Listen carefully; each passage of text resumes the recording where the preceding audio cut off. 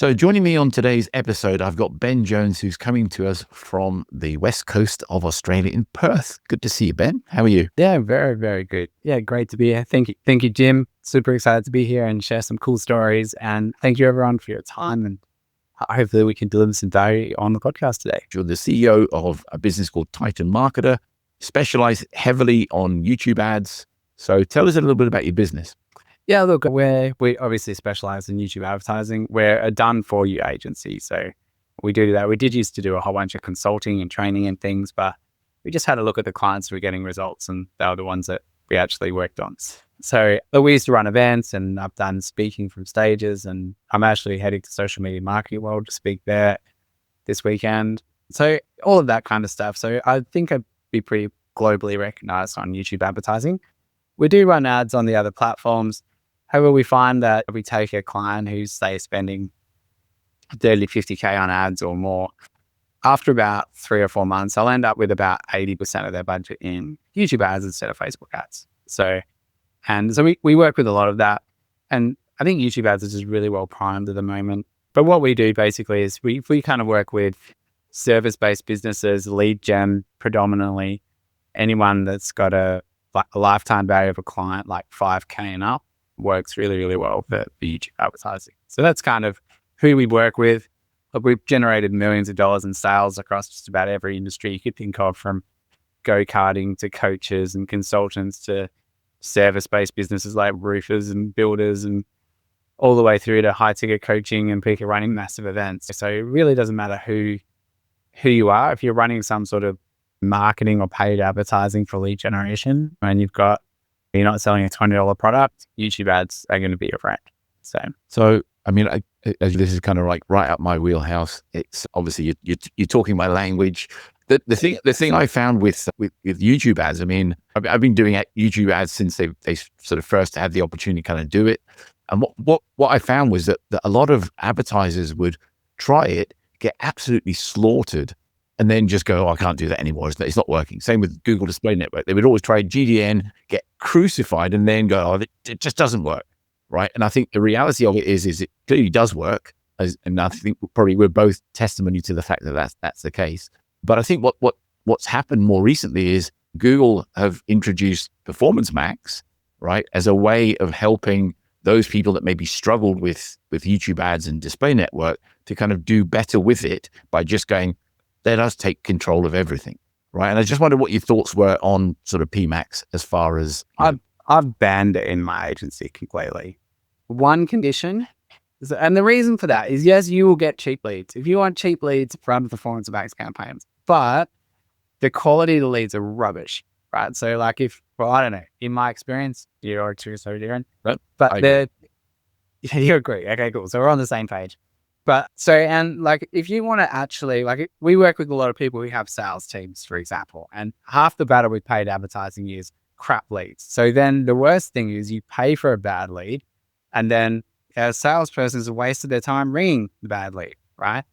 And not all leads are created equal. And I think for Performance Max campaigns, if you actually run them against YouTube campaigns or search campaigns or any type of intent campaign, or even like half decent Facebook ads, and you actually have a look at like, what is that lead to sale ratio? I can tell you right now that in no universe will Performance Max match. There's only been one exception to that rule where we've seen, and we test obviously like everyone else, Performance Max work well. And that's where we've got a client that's got like thousands and thousands of conversion data points. They're spending heaps and heaps and heaps on ads. And then you can bring them in. And even then it needs super tight guide rails, and it's just not worth the drama.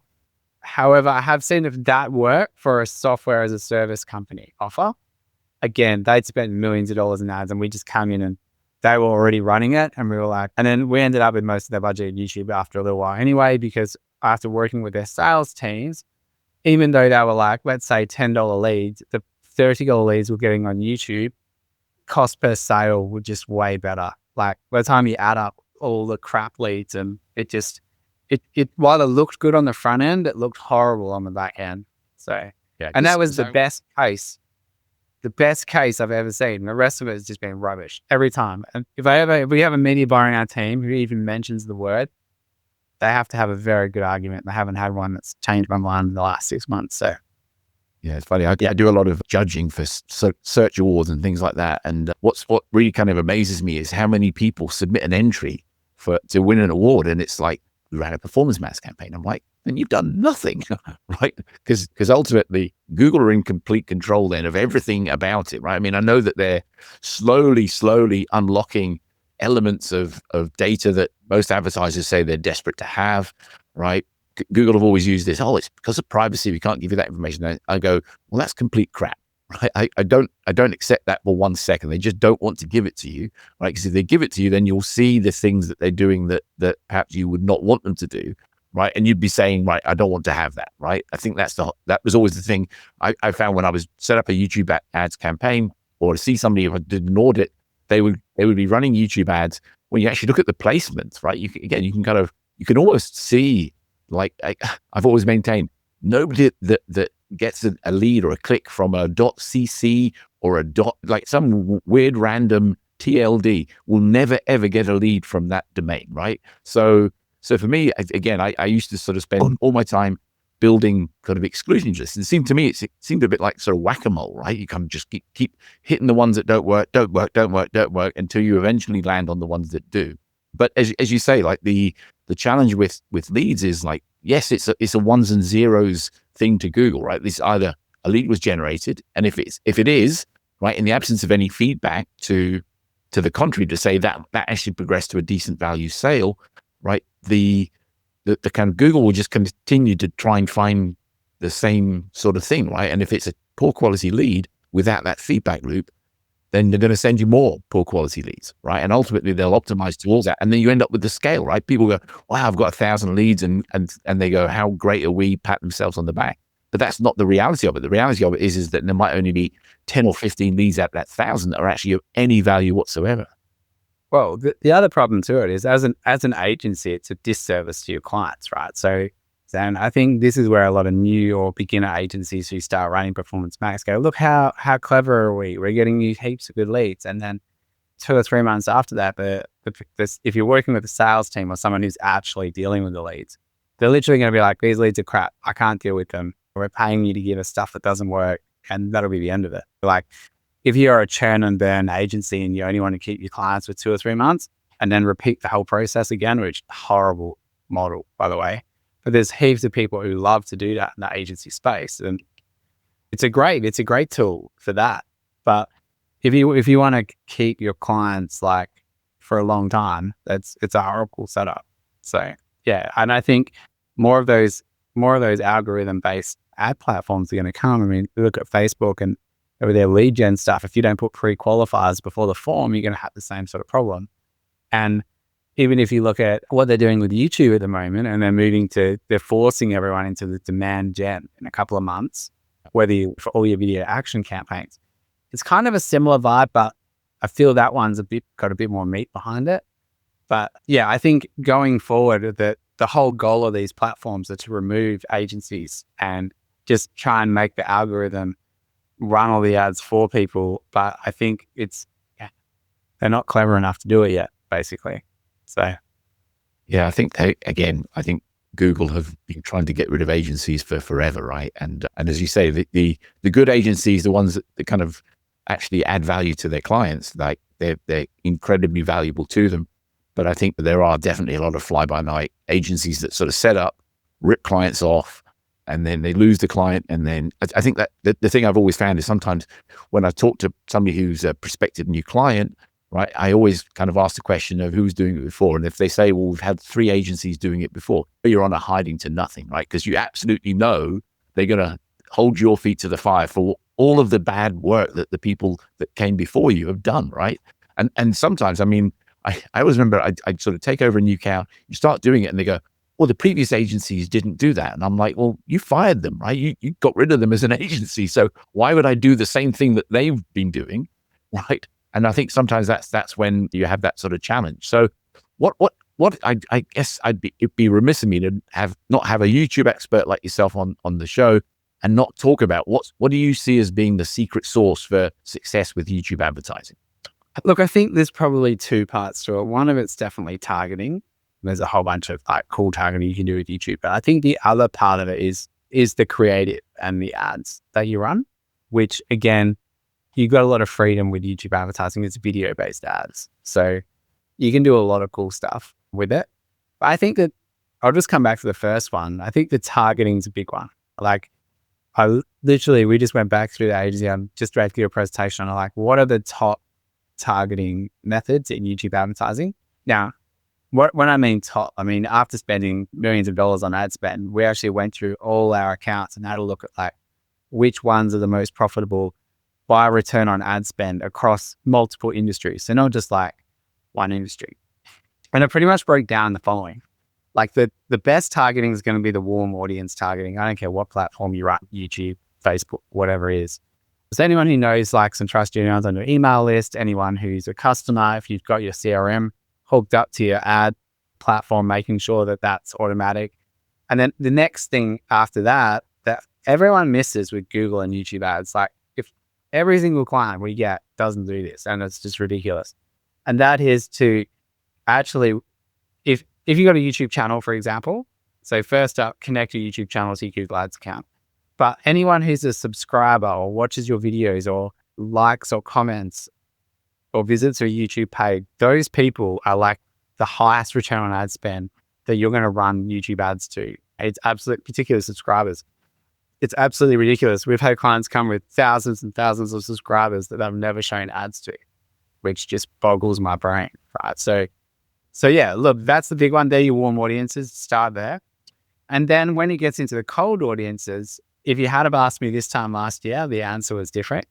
But this year, it surprised me. It's different. Like obviously with the release of demand gen campaigns last year, we had better access to that and we're playing around with it. And I was like, hey guys, this is something you got to get into.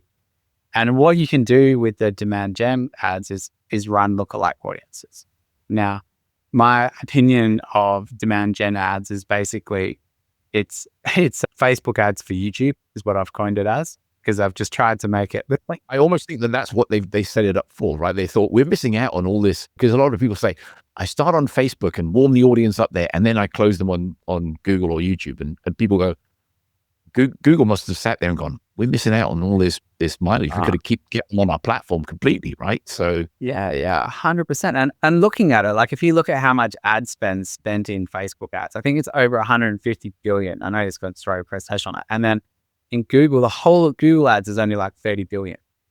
So Facebook is just, I don't know if it's 10 times or whatever it is, 7 or 8 times larger in terms of ad spend. Now, if you look at the Google platform, particularly YouTube ads, and you look at the things that they've tried to make it a better product, like the view duration on your ads is 30 seconds. You only pay when they click. They don't have all the same, they don't ban your accounts and have all these problems that Facebook has. And so they said, oh, we'll have a better product. But then anyone who tries to run YouTube ads or Google ads, particularly YouTube ads, the actual platforms are quite hard to deal with.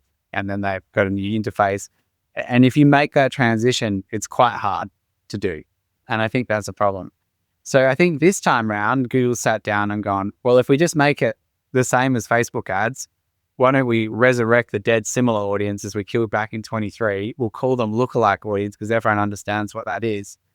And we'll even give them a breakdown by percentages. They'll set up conversion rates campaigns that are pretty similar to how you would do it in Facebook ads. And that's what they've done. And in all fairness, I think it's working. The fact that it's Facebook ads on YouTube with the YouTube targeting just gives you so much more freedom. And what we're finding is the highest return on ad spend at the moment is the 2.5% lookalike audiences of all your warm audiences, which is exactly what you would do on Facebook, right? We just haven't had the opportunity to do that on YouTube until 12 months ago. So yeah, that's the next one. So really, really simple. You're starting with YouTube, run your warm audiences, then create lookalikes. And then from there, you want to steal your competitors' traffic, which is basically custom URL domains. Go get your competitors' URLs. Basically, anyone who's visiting that site or sites like it, think a little bit deeper, like their landing pages or their checkout pages. And that's your next one. And then you can get into custom affinities or whatever you want. But that's going to give you heaps of scope to get started. So yeah, and again, I always I'm always amazed at just how much volume like they have. Right? I mean, huge amount of volume. And it's just so big. Yeah. Yeah. I don't know. Sorry, I kind of went on a tangent there for a second, but No. Like I said, the whole beauty of these podcasts is they go where they go, right? I mean, we just kind of strap a saddle on and just go for a ride, right? And wherever we end up, this is where we end up. So yeah, I remember I had a guest on previously, and I basically said that Performance Max was introduced to kind of dumb down the YouTube experience for the people that struggled with it, right? And it penalized, if you like, the people that did well with YouTube independently, right? So again, it sounds like you're although you kind of adopted Performance Max, do you still do anything kind of like that's not PMax or will be demand gen? well, PMax and demand gen are different. So PMax is just rubbish. We've tried it like so many times and we just can't get it. We can get cheap leads like everyone else, but it's just absolute crap. So I wouldn't recommend it. Demand gen, on the other hand, for video placements on YouTube are massive. And to the point where I think that Google Ads has figured this out. So come April, this 2025, they're actually getting rid of all our video action campaigns. They just won't exist anymore at all. And then they're forcing everyone to use demand gen, which are for YouTube advertising, which I don't feel is actually too much of a bad move anyway. So you can still have all your video view campaigns for engagement and traffic and all that stuff. But yeah, you're going to have to, you actually don't have a choice. You have to move to demand gen whether you like it or not. Performance Max, I still think I've said it before. I wouldn't rate it, but yeah, demand gen for video creatives, yeah, all day long. So one of the biggest challenges I always found sort of before, I mean, I think with the onset of AI, it's got much better, but one of the biggest challenges was always clients never had decent creative, right? They might, if they're advertising on TV, they go, here's my TV ad, run that, right? It's just like, no, that's not going to work really, because if you think about like a TV ad, it's typically the kind of the big reveal is at the end of the kind of the video ad, the TV spot, rather than, again, like as you say, in a lot of cases, you've got a 30-second window. You've got 5 seconds they can skip, right? So you need to have something powerful in that first 5 seconds, right? If they don't skip, then you want to make sure that you get them on the hook by the 28th, 29th second, right? And then that way you're effectively getting that view for nothing, right? So, but again, I'm always amazed at how many advertisers just don't have creative to enable them to be competitive. So how do you kind of deal with that? yeah, look, you're 100% right. You got to have good creative. There's just no two ways about it, particularly in YouTube ads. And I feel like a lot can go wrong in a video.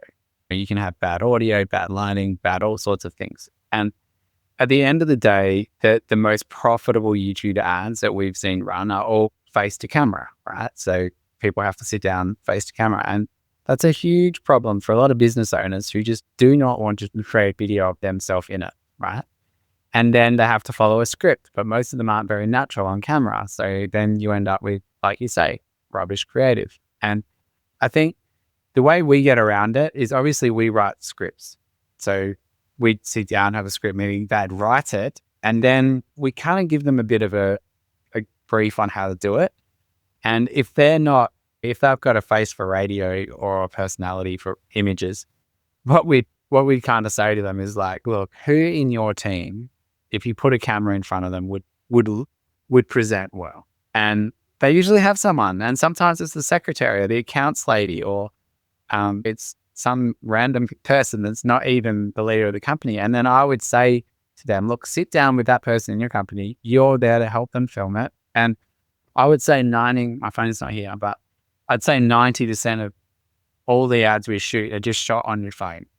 The phones these days are amazing, and they're talking head type. So I think that's a good one. The other one that we've done for businesses who just will not shoot creative, no matter, and no, we'll shoot it, and they don't, massive problem, is we just take that away from them. We'll just go to Fiverr, and you can actually find people who shoot ads for you with a green screen.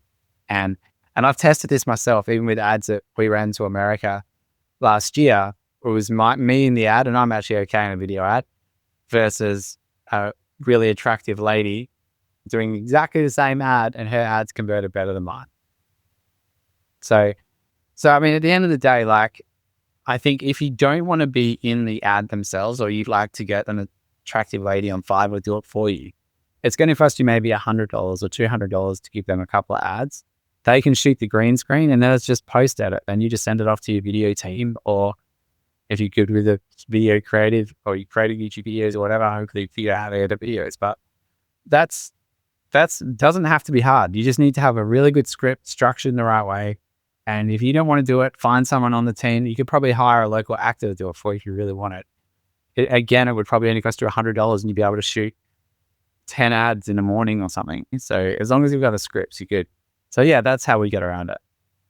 Yeah, because I always think that again, that whole recording process, right? I mean, you probably should shoot like 5 to 10 hooks to begin with, right? So then you can kind of like top and tail, like, and 5 to 10 calls to action at the end with the actual meat of the video in between, right? So you can shoot 1 or 2 versions of the in-between bit with 5 or 10 kind of hooks and 5 or 10 calls to action. And then you can mix and match them and get kind of the best results from that. And then that becomes your baseline. You can then sort of try to beat that with the next iterations of hooks and everything else. And again, the technology is so good now, as you say, like Fiverr, that there's tens of thousands of people that do that. And again, I'm stunned at how many people sort of trip over because they feel that they need to be using like a Madison Avenue agency to shoot the videos. And it's like, really, as you say, mobile phone. On my mobile, I can shoot 8K 24 frames per second, which is as cinematic as it gets, right? And with audio, again, like there's so many great tools out now that can tidy up really kind of janky audio so well, right? Cut out all the background noise and everything else. It's just amazing how easy it is to do, right? So as you say, there is really no excuse. I've always kind of said, I used to work for a travel company. We identified that certain locations, so like we were lots of, one of the kind of target demographics we had was backpackers going to travel around Asia, right? So what we did was we kind of said, okay, well, what sort of things are people looking for? And it'd be, if it's a young 21, 22-year-old guy going to Asia backpacking, he wants to see videos with young 21, 22-year-old women, right? That's what he wanted to see. So we would kind of choose the actors based on that. Right. Similarly, there'd be other places where they're going to Zurich. More often than not, people were going to Zurich for business. So we would shoot video of somebody dressed up in a suit, probably like mid-40s or whatever it might be. That would be a better way of kind of doing that. And we would obviously shoot the videos, but we would also then be able to have all the stills for other types of creative that we may want to use. Right. I'm always said with YouTube, the companion banner is probably the biggest opportunity you've got, because even if people skip the ad, the companion stays on the screen until they've finished kind of watching what it is, right? It's kind of there in the sidebar or on the screen itself. You can get this companion banner impressions for nothing, right? So I just think people kind of miss out so much on that as a result. But YouTube have made it much easier for you to get decent creative out there to run YouTube ads. And again, I'm surprised at how few people kind of actually do much to try and sort of optimize for that, right? Hence, I guess people like yourself have got a kind of healthy living as a YouTube agency. So, yeah, look, and you're 100% right. Getting people to shoot video is a big problem. But if you can make it as easy as possible for them, then that's the key. Like, don't expect them to come up with a script. The more you expect them to do, the harder it will be. But yeah, I think all the suggestions you said there are fantastic. So, and having it to that demographic, it's not an expensive thing to figure out, right? And you just got to get a shot. And the thing is, even if your first round of ads suck and it took you half a day to shoot them, and you did that once a month, you'd actually get really good ad creative. And the other cool thing that you can now do with YouTube ads, which you couldn't do before, particularly with demand gen campaigns, is you can actually run image creative now. And so what you can actually do is you can run just image creative ads just for YouTube, which is cool. And this is the big thing, like a lot of people are already spending money on Facebook ads and they need to add that second channel to their thing just to de-risk their business from just all their eggs being in one basket. So now you can actually grab your winning image creative that you've got on Facebook and start running it in YouTube ads with better targeting. And I think that's a massive underlooked opportunity as well. You combine that with, now that you've got YouTube short ads and things like that, you can actually start to run these Facebook ads inside of YouTube, where you just couldn't do that a year or two ago. Like a year or two ago, YouTube ads were long ad format that had to be 2 minutes or more. Now we've found that ad times come down to 1.5 minutes or even under a minute in a lot of cases. So they are really trying to align it with Facebook as much as possible. Obviously, you've got to keep up with all the changes, but I think there's some pretty big scope for, if you've already got something working already in Facebook, to be now being able to transition pretty seamlessly into YouTube. Yeah, that's always the thing. I think I talk to a lot of agency owners, and they are specialist Google ads agencies or specialist Facebook ads agencies.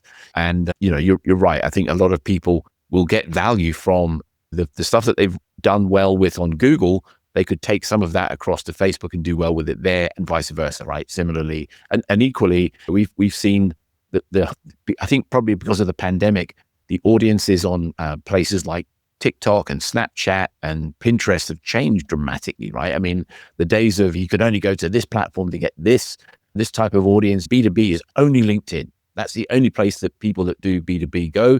It's like, nope, that's not the case anymore. They go everywhere, right? Hence the reason that B2B on YouTube is so popular. As you say, like, I think a lot of people watch shorts now. Again, I'm curious to know what your success rate has been with shorts, right? Because I mean, I've got a YouTube premium account, so I never see the ads, right? So I always feel I'm missing out because I don't get the ads anymore. Yeah. I had one of my media buyers told me the other day that I've just upgraded to premium, and I was like, turn that off right now. So, because we actually want to be looking at the ads as advertisers, and sometimes I get more out of the ads than I do out of the content I want to watch. So, but that's just a bit sad because I like to geek out on ads. But I think the cool thing with that, with YouTube Shorts in particular, they're not your bread and butter at this point. I don't feel. You can run ads on it, probably, particularly remarketing ads is where I would start there. We are having some success we have success to warm audiences. They're always the easiest, right? But colder audiences are a bit trickier. YouTube short ads, we've got it working, but not at scale, if that makes sense. Yeah. So if you're going to do it, I'd still stick to the traditional pre-roll ads. You can pick multiple formats if you want. You can still do your vertical, your horizontal ads, all that stuff. But I'd like just YouTube short ads. I think we've only really had the ability to do them well in the last 6 months. Prior to that, you couldn't really select it that well. So when you've only got like 6 months worth of data, comparing that to what's been working on YouTube for the past 3 or 4 years, it's not the same data set, if that makes sense. So you can do it. I feel like you need a shorter ad. You'd want to be 30. It has to be under a minute anyway, but you want to get to the point much quicker. So yeah, I think it's quite interesting that YouTube, I'm not sure when they did it, but they've changed it so that shorts are now, you can have them up to 3 minutes long. Yeah. And I mean, that was always the challenge I had. I do a lot of take the podcast episodes and turn it into short form content. And I always struggled to try and get the excerpt to be under a minute, right? So sometimes I would speed it up and make it 1.5 times speed. So I'm sort of sounding more like an auctioneer than me. And now obviously with 3 minutes, you can kind of do the same thing. And I just think it's sort of, the principles don't change, right? You still need to have a fairly decent kind of catchy hook to begin with to get people into it, right? I think the thumbnail is not so much an issue on YouTube Shorts, right? But I still think that people should spend a bit of time and have some form of like a caption overlay on it. I think the biggest mistake I see a lot of people make is when they have things like captions, they put them in the wrong place. So when you have all the real estate that comes up on the shorts, you've got this sort of like buttons down the side and down the bottom and everything else. And all of a sudden, all of the captions just get lost in the mess, right? It just becomes this big, ugly mess of text on the screen, which makes it more difficult for people to kind of enjoy it. Yeah, you really got to have the formatting figured out in the video to be like just for that, right? I think the other thing that's cool though, like I don't know if you do it, but for growing podcast channels or just your YouTube channels and things like that, and I get a lot of hate on this, like, should you run ads to grow your channel? And there's people who fully hate on me for saying that, but yes, you can if you do it the right way. And a lot of people do it the wrong way is they'll just go to the back of their YouTube studio and they'll be like, hey, I want to promote this, which is dumb. Don't do it, right? Yeah. Or they'll go, I'm just going to run YouTube ads, and they might pick some targeting or whatever. And they'll run pre-roll ads that interrupting in the middle of the stuff. And the view time is so small. And that's the big problem is YouTube channel for growth, their main metric is watch time. So when you start showing ads that aren't related to what people are watching or pre-roll, of course it's going to hurt the channel, right? And then they leave their ads as public videos on their YouTube channel, which again is going to hurt their watch time, which will hurt their channel. And in a lot of cases where people tell me, hey, look, we should run YouTube ads on our channel, one or three of those things have been true, and they miss the whole point. And the answer is, if there's a wrong way of doing it, there kind of has to be a right way of doing it, right? And what we've found that works well is to run run the ads that pop up in search, right? So when people are searching, they can actually see those ads come up. Just fully had a mental blank. It's 1 second. It works. I want to say True View campaigns, but I know that's not it. One moment. Oh, that's the wrong one. Yeah. So basically, they come up in search campaigns. That they only come up in the same spaces where your organic reach in feed. That's what I'm trying to say. In feed ads. Okay. So they only come up in the organic placement. So they come up on the side as a suggested video, or they'll come up in search results. And where they work really well is if you run search campaigns around your videos. So we'll usually tell our clients who don't have a channel yet, or the channel's a bit abandoned, or even some of the guys with bigger channels that just don't know what content works well, is what you can do is you just pick out your top 5 videos, or you create 5 videos that are really value based, and you run them around the keywords of that video. So what was the problem that was solved in that video? You run that, and it shows up in all the search results, like in feed, basically. And that's why they call it in feed ads. And then it's a natural thing, and each channel can grow really, really well doing in feed ads. And what's really exciting when you do that, if you're running the ads, is you can remarket to everyone who watches your video or subscribes. So it's kind of a double-edged coin for marketing. And the cost of them, like if you're spending 10 cents a view on a normal YouTube pre-roll ad, they're about 80% the price. So an in-feed ad, for example, is going to be like 2 to 3 cents max. We're getting a whole bunch of clients who have views for under a cent that are super engaged around keywords that relates to that video. And they're all unlisted, right? So you normally do that with an unlisted video. It doesn't hurt any of your watch time on your channel. But what you do at the end of that content piece is you say, hey, check out this video. And then that next video is of course, a public video that, and an earned view, right? So it works really, really well. And so you compare the two strategies of how to grow your channel with YouTube ads, and they're just chalk and cheese. So yeah, I think unlisted is definitely an advertiser's friend, as you say. Like you don't want to completely wreck your stats. They do, yeah. And like I'll be speaking at an event, and someone else will be speaking like the complete opposite. Do not do it. You'll destroy your channel. And we'll get clients that are like, I can't even deal if you broke my channel. So that you'll set all your ads up on a different channel. And I think it's the paranoia around it is just based off people who just don't know what they're doing. So yeah, that was always the thing that used to get me because obviously YouTube were bought by Google back in the day, a long time ago. They also bought DoubleClick, and that became the display network. And they sort of still ran their own sort of code base, right? And it took them forever to get the code base all aligned. So it always used to be that if you wanted to kind of run search campaigns and YouTube campaigns at the same time, you needed to have 2 accounts set up, one for your YouTube and one for your Google search, right? Because if you ran a YouTube campaign, the YouTube campaign will get no credit for the conversions that it was involved with, right? Because search would always get sort of like the credit for it.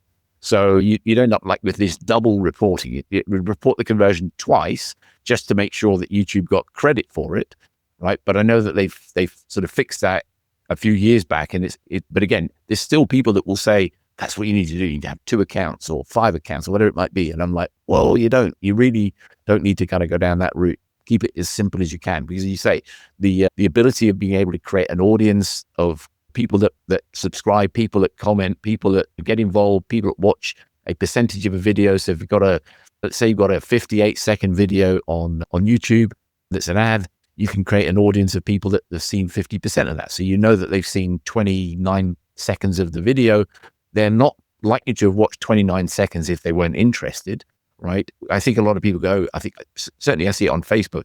People go, I'm going to create an audience of all the people that saw 3 seconds of the video. It's like, why? Right? They've seen 3 seconds. There's nothing in that 3 seconds, right? No. To kind of make you think that they're a decent prospect, right? There's just no point in that, right? Which is one of the reasons why when people talk about Instagram and they go, the Instagram's or good, Facebook's best practices, Instagram video should be 15 seconds or less. And I'm like, no, because like literally, I mean, like, again, I don't know what sort of script writer you'd need to kind of write a 15-second script to make it intro, content, call to action in 15 seconds. It just doesn't happen. So, yeah, look, I couldn't agree with you more on all those fronts. And yes, I've definitely been in the space long enough to have lived through the pain of search and YouTube fighting each other for conversions and having to install third-party software just to figure it all out. So yeah, I'm glad that ship has pretty much sorted itself out these days, which is good. But yeah, even the 15-second ads on Facebook and Instagram, like I'm not a fan because it's not engaging enough. Like realistically, 30 seconds is kind of, you need the minimum of that just to get your point across, I feel, and deliver any sort of value. And I think unless you're doing like a very salesy ad, like to a remarketing audience, like, hey, you've seen my stuff, just go and buy.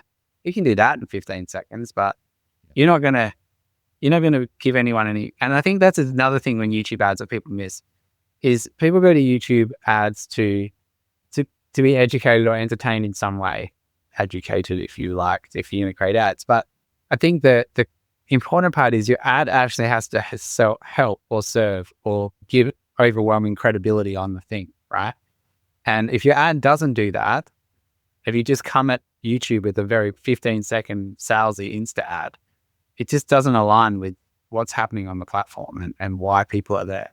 So, and what I've found is those super salesy ads that come from Facebook and Insta do not work on YouTube. But if you take a value-based ad from YouTube, you can plug that in and run it as a Facebook ad. Great.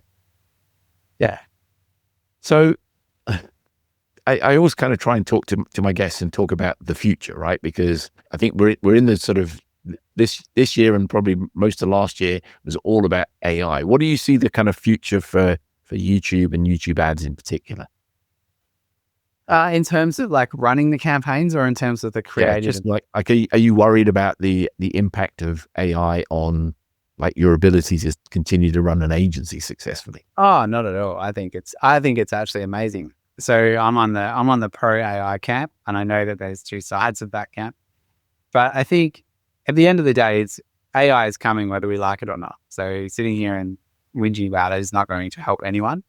I think we've actually heavily started to use it in the video creative side and also in the script writing. So we use it in the script writing to a point, and to the point where we had 3 or 4 copywriters that we would need, and we were all copywriters. And now we have one copywriter overlooking what we're doing in AI. And we had a guy in our team that spent like 4 or 5 months on our script writing process, just full time AI geeking out with a copywriter or 2 or 3 copywriters to get it right. And the copywriters that did leave the company, we gave all of that IP to them so they could then use it in their copywriting of our correct, right? So it all worked out. And I think AI is fantastic, but it's only as good as the directions that you give it, right? Yeah. So for example, if I said to someone, go clean the staff room kitchen, and that was all I gave them, it wouldn't be as good as if I gave the staff direction that was like, I need you to clean the fridge, wipe it down, do this, do that, whatever. You got to have a completely different thing.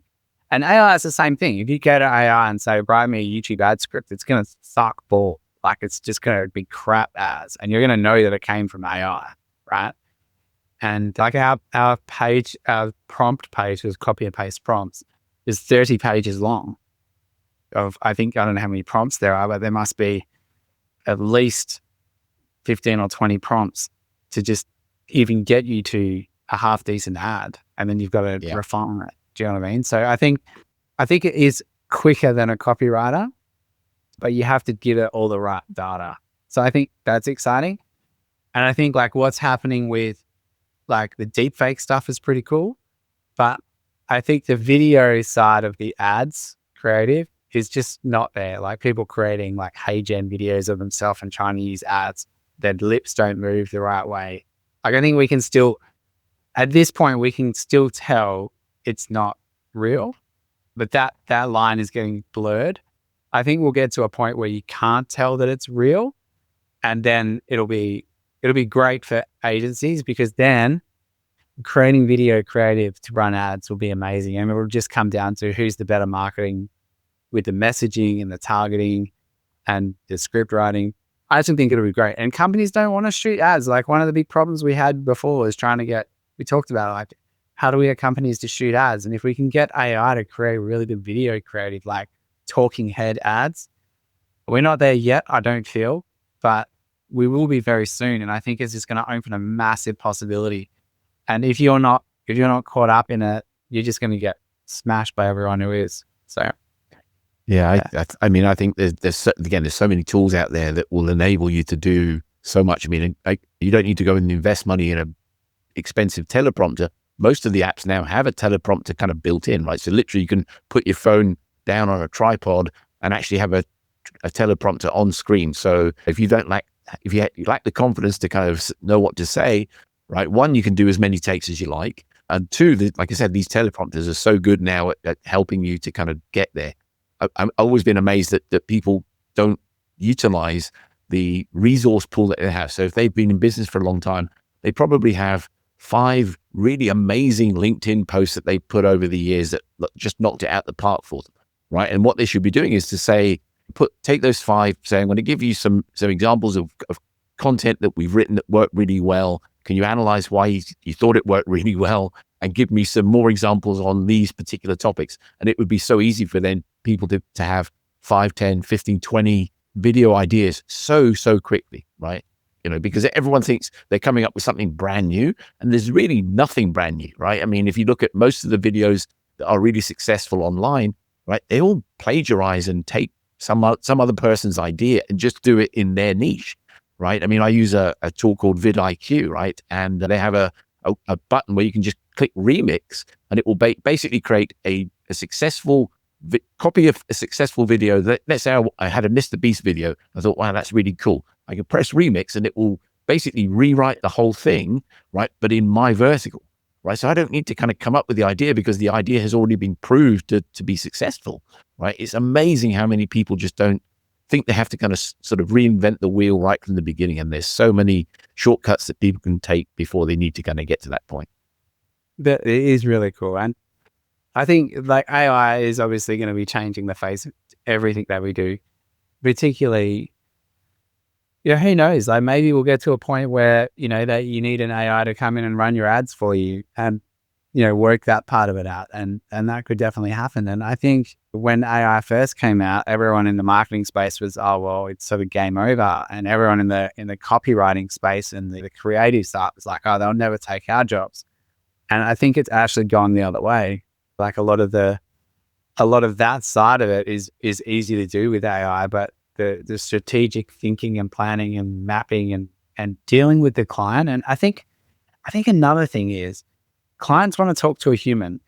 So like a business owner today, and it may be different in 10 years or something like that, but I think as business owners, we need to be the gatekeepers of the AI for the service-based or for whatever client that you've got. If the client doesn't want to run their business and deal with what's going on with AI and run their ads and all of that, and that's why they hire an agency, because they just want the thing to work, right? So I think there'll be more of an opportunity to be the person that's got all that stuff running. And as an agency, it may be great because maybe you don't need the 15 or 20 staff and all the dramas that they bring. You'll be able to have AI people or AI, whatever you want to call them, be able to do a lot of those functions coming forward. So I think the relationship with the client's going to be key. I think that's going to be person facing, but staff wise, I think we'll be able to actually replace staff with AI as it gets better. So, yeah. I mean, it's funny you mentioned about you're speaking at Social Media Marketing World. I mean, I found that so many people have not gone back to in-person events the way they were prior to kind of COVID, right? And I'm probably one of those people. I'm not traveling anywhere near as much as I used to, right? Because I've got comfortable not going to kind of these events. But I do miss the ability to kind of like, again, watch somebody present in person.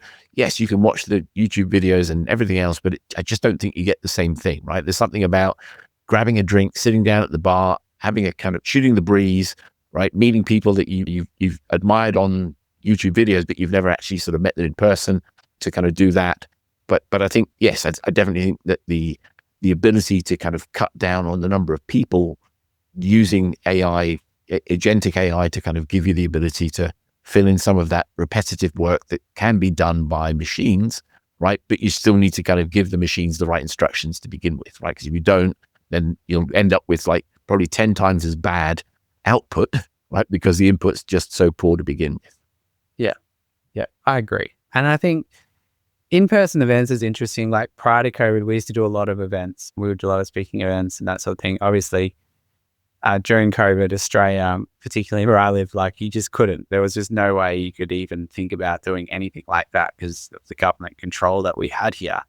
And that kind of, we had the prior to that, my businesses were very much event-based. Like we would fill rooms full of people and we would speak and sell people at the back of the room and that whole thing, right? And everything from coaching. So we had a few different businesses in that space anyway. And then COVID came and basically stopped all of that on its head, and everyone was back to just creating leads online and selling and all of that kind of stuff. And the whole event space actually changed. Whether it was for the better or not, it depends on your perspective. But I mean, that's no different a disrupt to the way AI is coming in now. And I think we just got to, as business owners, and I know this podcast is a lot about making mistakes, but sometimes those big things that happen are blessing in disguise. You just don't know it yet. You got to wait 2 or 3 years to go, oh, that was so good that happened, because now I figured out this other thing, And I think that's going to be the case with AI as well. Yeah, it's funny. I found when before sort of the pandemic, because I was traveling so much, my lifestyle was just dreadful, right? Really, really horrible. I'd eat too much, drink too much, spend all my time at hotels and traveling and everything else. And I really wasn't focusing on my health. And I ended up like to the point where, had COVID not happened, I don't really know what would have happened to me. I mean, I lost a bunch of weight, right? Because I needed to, took control of my life by walking every day. And it like I said, it changed the way I did it. I mean, I actually was on site with a client in Florida, right? And that's when I started the walking. And I didn't realize that walking along the beach in Florida would be so cathartic. But when I got back, I'd be walking along sort of the roads where I lived. There'd be all these cars passing and everything else. And then we obviously had the pandemic, and I would walk along the sort of pavements and there'd be no cars at all. And it was eerie, really, really eerie, right? But I've taken control of my sort of personal health, right, as a result of the pandemic and what happened before then. And that, I think that's probably one of the reasons why I'm a little bit reluctant to just go and dive straight back in. I think, again, I also think the days of presenting on stage, going to the back of the room and having a line of people that want to work with you, I think those days are gone, right? I think a lot of the people that go to shows now, they're there to learn because they're in-house people or something like that, rather than the decision makers and budget holders. So they want to learn what you've got to tell, right? But they don't necessarily want to hire you to kind of do the work, right? Not always. I mean, that's not to say that there aren't people that do, right? But I just think it's a lot less now. And I'm amazed at how many people have started to kind of get onto that speaker circuit. They travel all over the world, right? And I can see some of them will probably struggle with their health because of it, because they're spending a lot of time away from home, eating junk all the time, not getting as much sleep as they should do. I've lived that life. So yes, I fully know what you're talking about there. And the one good thing about COVID is prior to COVID, we were doing events every couple of months or something like that, different cities, and the whole deal. And it was just away a lot. And then COVID happened and I was home for a lot, and I was like, hey, this seat's better. And then after COVID, we did like 2 or 3 events a year. And then the last January, I set a goal to just not do any events. I'd already agreed social media role last year. So I was like, fine. And then for a whole year, I knocked back every speaking opportunity for a year, and also didn't do any of my own events. And I was like, this is actually really cool. And then so this I've just come up to the year like in February. So, and yeah, my life was better for it. I was like, that was actually cool. Your business is no worse off, yes? I mean, that's what I found. It was, even though I sort of stopped traveling, Yeah, you know? we've got, and we usually have a wait list, so I'm not really too, like, I don't need to do it, right? And I think that's another thing. I think sometimes we get caught up in the prestige of it all than actually the importance of what you're trying to achieve as a business. And I think, yeah, I think events are cool in terms of filling rooms and still selling like high ticket things. The only reason I know that is because I have a bunch of clients that we do that for. And while the numbers aren't the same, so like prior to COVID, you could run free events and people would come, right? Whereas these days, you need to have it almost ticketed, like a minimum $27 a ticket with some sort of upsell, because otherwise the attendance rates are just horrible. And that's been a big difference. We work with a lot of past like 7-figure speakers and things like that. So yeah, it does work, but you got to have a paid ticket. So is probably the biggest change from COVID that I've seen in the speaking space. So Yeah, it's funny you mentioned about events. I mean, I worked with a couple of clients that ran events, and one, hats off, kudos to them for doing it because it's such a stressful thing. But, even though COVID sort of finished, right, all the queues of hotels that, like, if you had a particular slot, particular hotel that you used to go to, they gave first dibs to the bigger shows, right? So the CESs of this world, they would get first dibs on when they wanted to kind of do it once it all opened up again, right? And I don't think a lot of the shows that were small either went out of business, right? Or they couldn't get the slots at the times that they had previously, right? Because they got taken by sort of another event organizer, right? And they would sort of set up a different location, different time of year. And a lot of the people, what you tend to find, certainly in search, right? What you tend to find is that it's almost like the Q4 is almost like every single day. There seems to be a search conference of some description, right?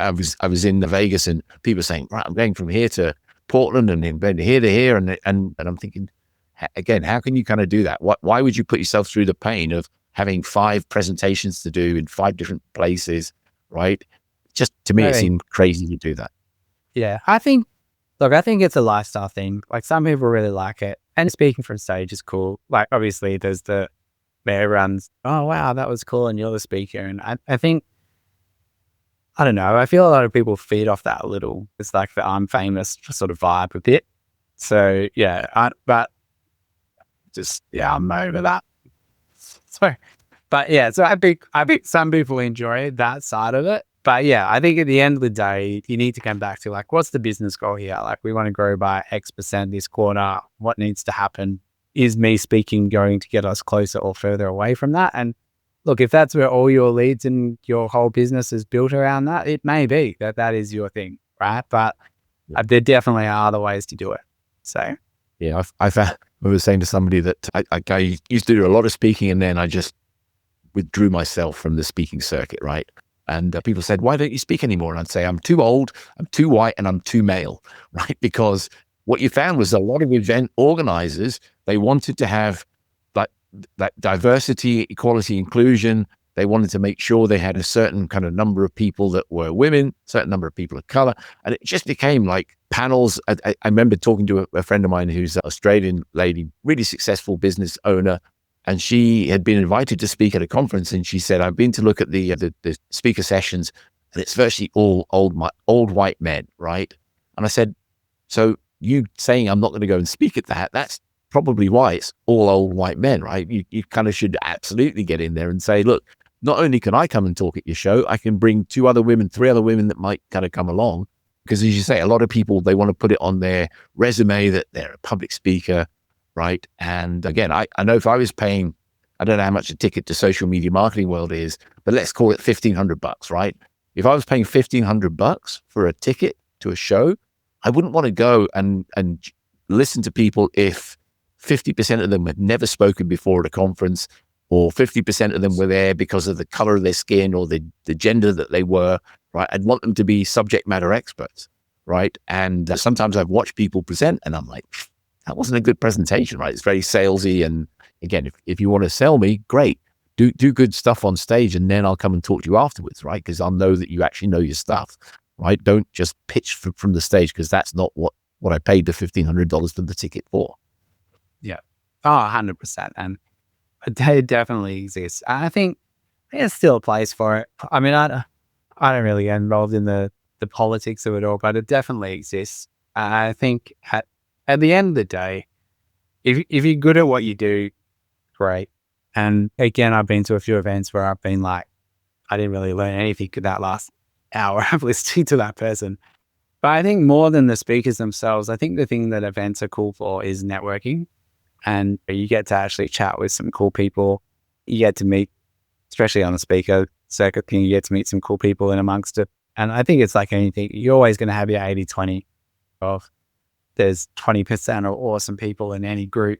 Just find them and whatever the group is, even if you had they were all awesome, 20% of them will be next level awesome. So I think that's really been my key is like, how do you connect and chat with people who may have the issues that you're trying to solve, right?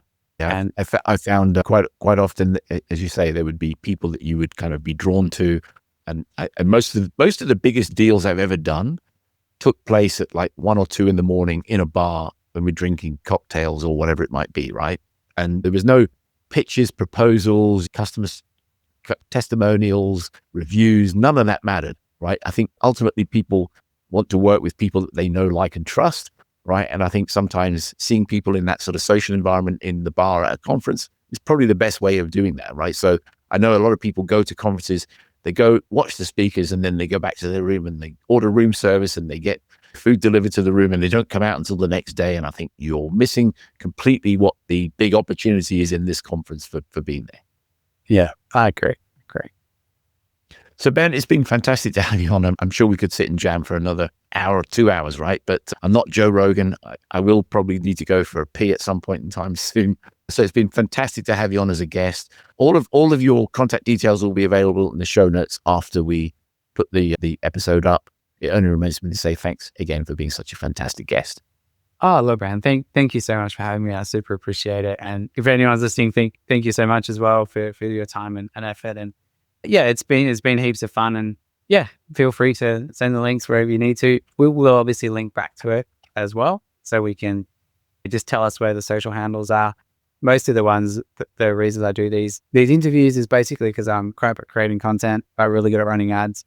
And my team knows if they book me in for podcasts, I'm going to actually rock up and deliver some value. So, but yeah, it's been my pleasure. Thank you, Jim, so much for having me, and wish everyone all the best with whatever type of marketing that they're running. Cheers. Thank you.